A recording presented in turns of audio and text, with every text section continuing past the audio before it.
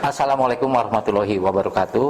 Kembali berjumpa di acara Republik Kopi bersama saya Sandi Ferdiana dan saya ditemani oleh barista Teh Sarah seperti biasa.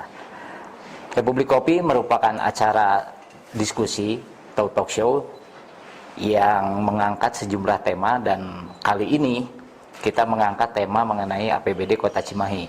Kebetulan dalam kesempatan ini kita mengundang Pak Ketua DPRD Kota Cimahi, Bapak Insinyur Haji Ahmad Zulkarnain. Assalamualaikum, Pak. Waalaikumsalam warahmatullahi wabarakatuh. Sehat-sehat, Pak. Alhamdulillah. Alhamdulillah. Kehadiran beliau di sini akan mengupas dan membedah bagaimana wajah APBD Kota Cimahi, baik APBD Perubahan 2021 atau RAPBD 2022. Baik, langsung aja, Pak. Ya. Kita ngobrol mengenai APBD Kota Cimahi. Ya, Kang Sandi. Saat ini sudah sampai mana, Pak, pembahasannya? Baik itu APBD Perubahan Ya. atau APBD RAPBD 2022.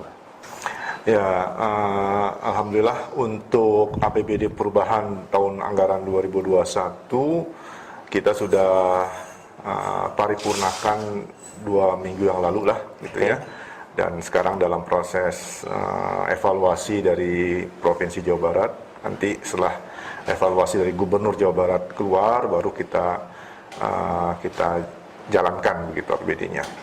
Di APBD Perubahan tahun anggaran 2021 ini Kota Cimahi, alhamdulillah ya banyak mendapatkan bantuan keuangan ya dari pusat maupun Provinsi Jawa Barat, sehingga di awal sebelum perubahan itu kita punya postur APBD sekitar 1,5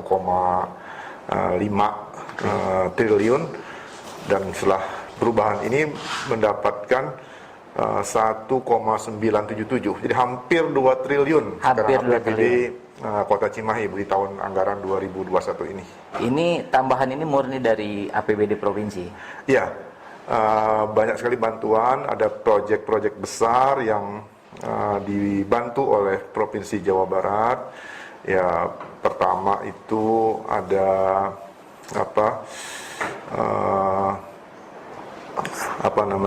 underpass di sekitar Jalan Sriwijaya ya, dekat Dustira itu, rumah sakit Dustira.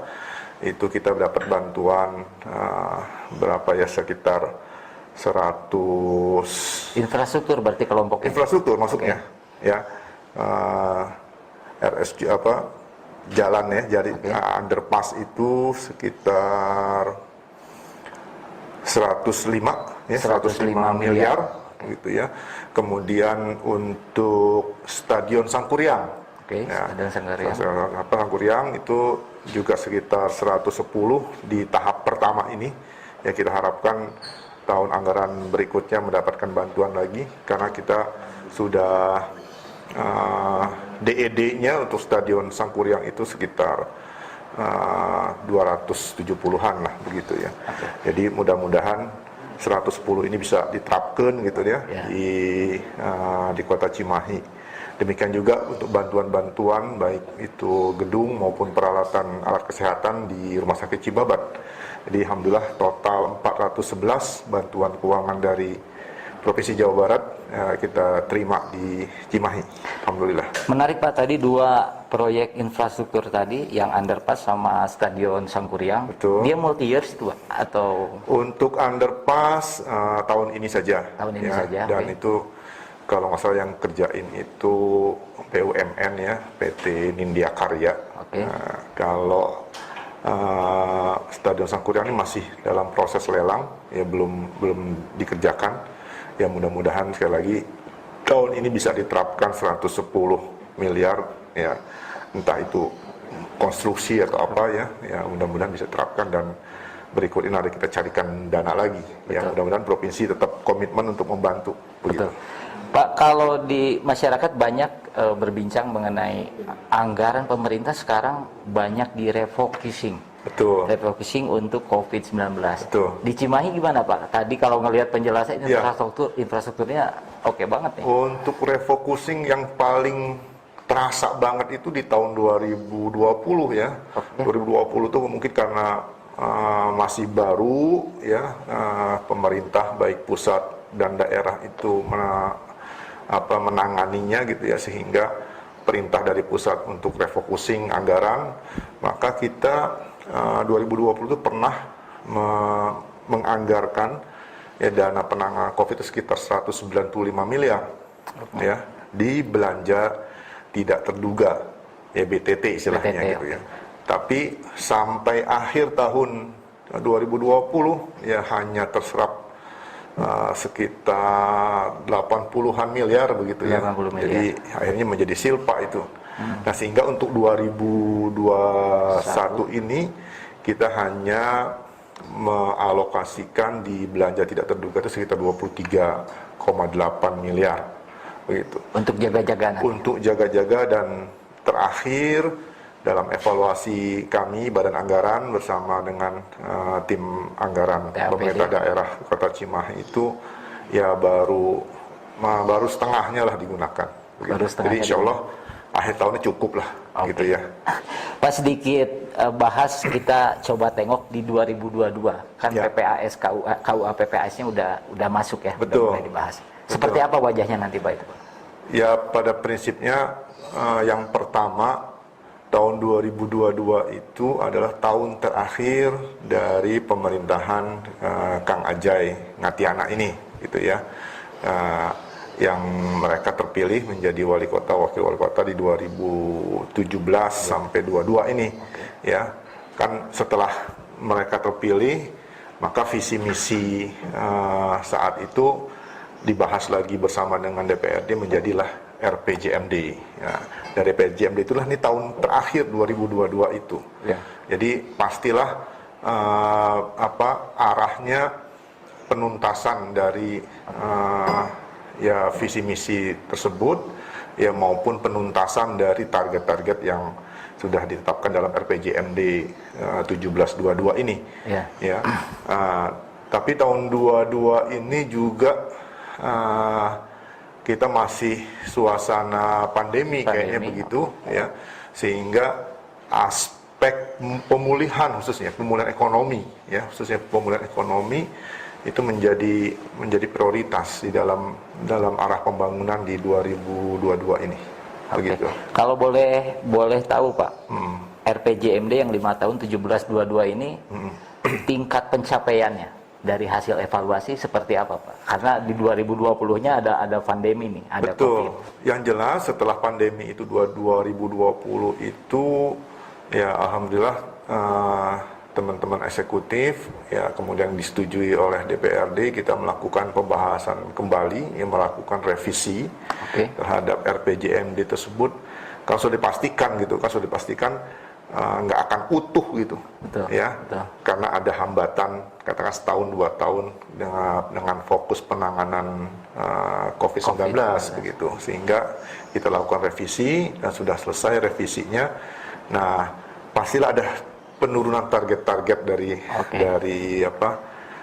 RPJMD tersebut. Demikian juga fokus kepada penanganan COVID-19 juga menjadi perhatian yang utama. Gitu ya. Karena itu